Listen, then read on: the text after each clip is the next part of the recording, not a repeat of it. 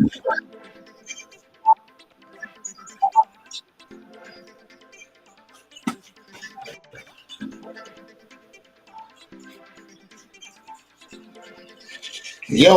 what is up, good peoples? It is Sunday. Welcome to Dino's Fantasy Show. I am your host. Sunday. Sorry about that. I am Dino's, the guru, the fantasy guru, that is. Welcome to the show. It's Sunday. It's week 3. I'm sure if you were wondering where I've been. As I mentioned before, fantasy is a marathon. It is not a sprint. So me doing weekly shows doesn't provide much insight or much help. As we know, this is a long season.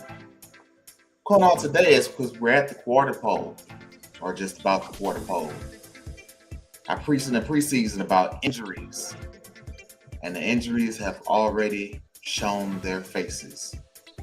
Including this week, week 3, we have not 1, not 2, not 3, not 4. We have 5 starting quarterbacks out of your lineup for week 3.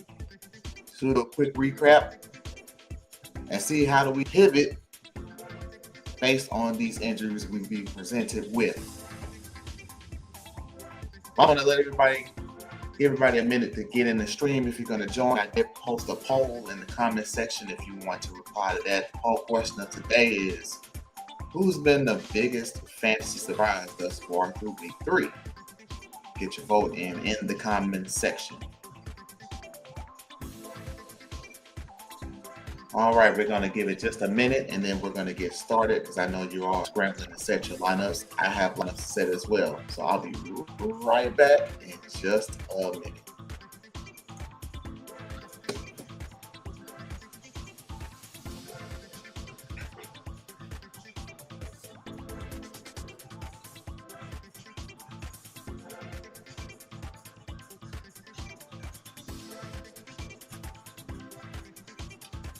All right, I'm back. Let me get my media ready here. So again, I mentioned the 5 quarterback injuries. We'll talk about those briefly and figure out how to get around them, figure out how to maneuver through these injuries. As fantasy managers, you do this every season, every week for the most part. So the most notable injury, as we all know, that came out of week 2 going into week 3 was the injury to Joe Burrow. The injury to Joe Burrow is going to cause a ripple effect on Cincinnati Bengals, being that their defense is complete ass, and the fact that they're 2-0 does help. The only person I feel like that won't be affected with this injury is Ja'Marr Chase. Brown does throw the ball. Yes, he's going to throw it to the other team, but he's going to, without a doubt, pepper targets to Ja'Marr Chase. The person who won't suffer the most with this Joe Burrow injury is going to be T. Higgins. T. Higgins was already off to a slow start. As I mentioned, players after contract years, once they get paid, their production tends to tail off. It does not improve. T. Higgins will suffer the most with this injury to Joe Burrow, in my opinion.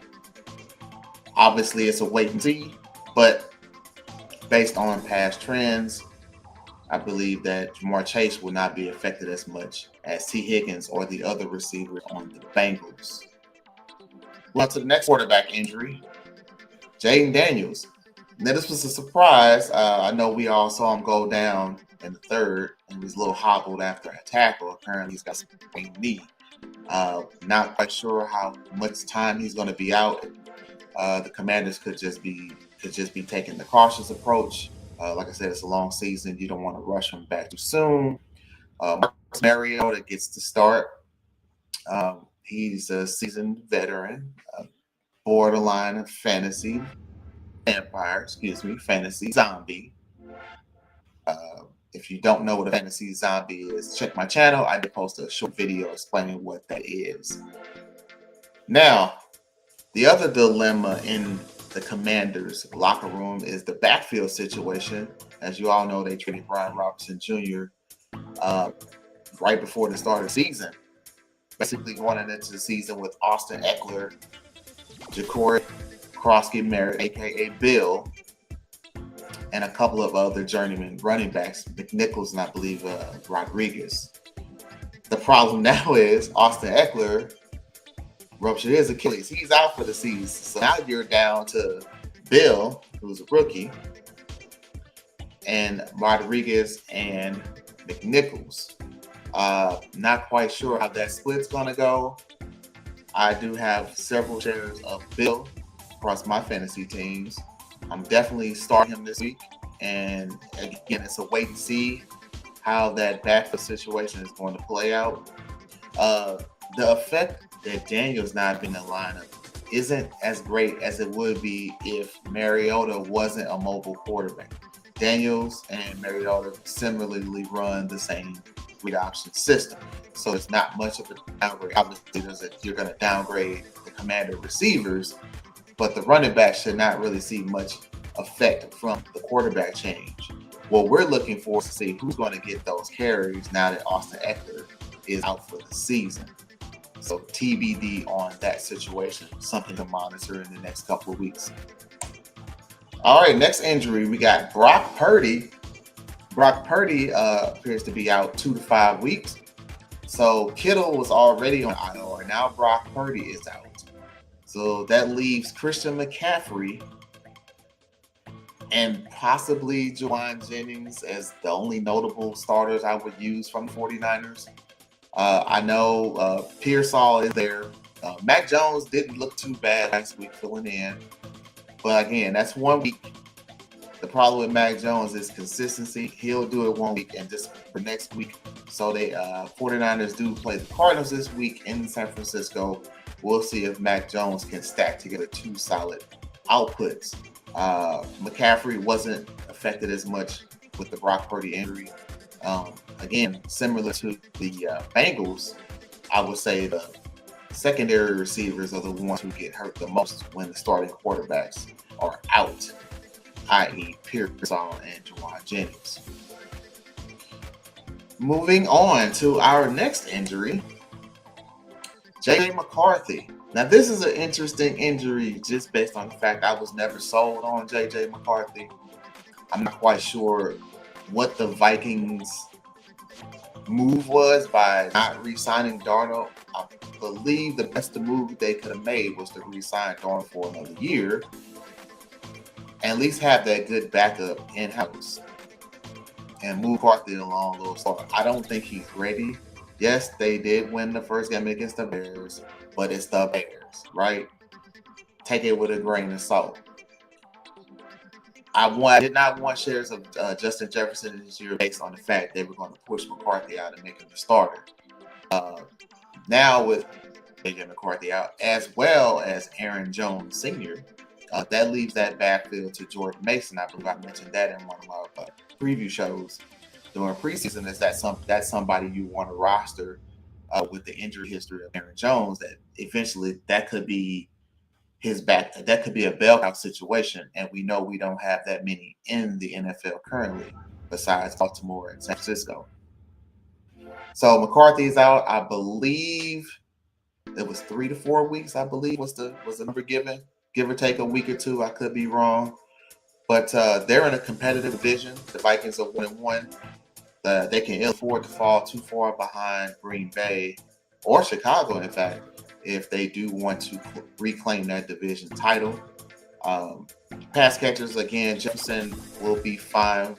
However, Carson Wentz, another fantasy zombie, hasn't played a full game in a while. He had some mop-up duty at the end of the season for Kansas City. But again, it's another waiting to see approach to see how he plays. Might have a little rust. I wouldn't expect much the first half. Maybe in the second half, we kind of get a better idea of what he can do. Maybe they'll give him some things, just to ease him back in. I understand Carson Wentz was signed again at the end of preseason, so he hasn't been with the Vikings throughout their entire training camp. So I'm not sure how up to speed he is with the playbook of the Vikings. But we'll see if the quarterback whisperer can make some magic happen up in the Twin Cities. Moving on to the next injury, and I believe this may be our last one I said 5 injuries. It's the fifth quarterback, Justin Fields. Justin Fields came out the gate strong against his former team, the Steelers. Week 2, there was a peel back, which I kind of told everyone that would happen. That game that we saw Justin Fields have against the Steelers was an outlier. That is not the normal. Last week was more of what we will see from Justin Fields. The backup for the Jets is Tyrod Taylor. Seems like he's been there forever. So honestly, I'm not quite sure what's going to happen with the Jets. If you're a Breece Hall owner, congratulations. He's going to get even more touches and possibly more targets with Taylor taking snaps. Taylor doesn't run as much as Fields, so he won't be taking away opportunities for him to score fantasy points. I will say where I seem to be wrong. I did mention Braylon Allen was someone that you wanted to roster, being that the Jets would be a run-heavy team. Braylon has not looked good. He looked good in preseason, but the first 2 weeks of the season, he hasn't looked that great. I'm not sure if there's an injury there that hasn't been reported, but he's been given ample opportunities, but he just hasn't performed. And, he's a one-dimensional back. He doesn't catch passes like Breece Hall, so you're dealing with that. Again, he would be better suited in a standard league over a PPR league. But not sure what's going to happen this week with Tyrod Taylor taking to him for the Jets. So that's what we have for the injury updates in week 3. I know you are scrambling to set your lineups, looking at some final reports. I wanted to make this quick. I didn't want to be on here long. Just want to give a little insight, let you all know I haven't posted any videos last couple weeks, but I'm back. I'll be back in a couple days to do a recap of week 3. Good luck this week in your fantasy lineups. If you are 0-3, don't panic. Again, it's a long season. Stay the course. Manage your rosters accordingly. Make trades if you have to. I do think it's a bit early to make trades. Typically, I like to wait until bye weeks to even entertain the trade. By that time, you should pretty much know what kind of team you have. But again, good luck today. Enjoy the games, and I'll see you guys soon.